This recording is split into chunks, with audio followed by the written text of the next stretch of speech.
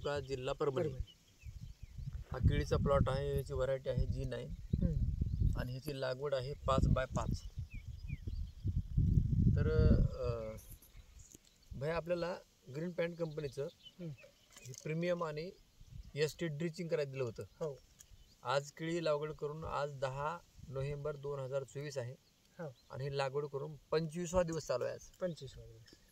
तर हे ड्रिचिंग करून किती दिवस झाले? ड्रिचिंग करून 10 ते 12 दिवस झाले। 12 दिवस झाले। तर आणि आज ह्यांनी जे केमिकल DAP आहे त्या केमिकल DAP मध्ये भूमी पॉवरच्या 2 बॅग टाकून, कारण ही झाडं सगळी 24ची आहेत, 2 बॅग टाकून आता हे खत घालणं चालू आहे दाणेदार।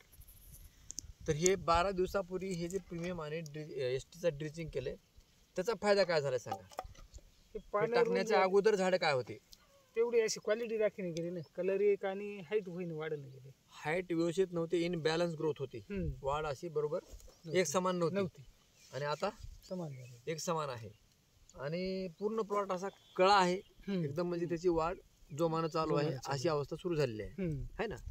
मुळामध्ये मुळा भरपूर वाढलेला, मुळाची पण वाढ झाली। आता त्यांनी खत घालत असताना काय काय मुळा नाही बघितलं मी, असे लांब चांगले लांब मुळाची वाढ पण चांगली झालेली आहे ना। बरं, तुम्ही जे पहिल्यांदा सुरुवातीला ड्रिचिंग केले ह्याचा तुम्हाला बेनिफिट? बरं, तुम्ही ग्रीन पॅन्ट कंपनीचे प्रोडक्ट अगोदर कोणत्या पिकाला वापरलेत? सोयाबीनला, हरभऱ्याला। बरं, यावर्षी कापसाला वापरले? कधीपासून वापरता तुम्ही? मागच्या वर्षी सोयाबीन पासून। महाराज हो, 2 वर्ष वापरता। Result number 1।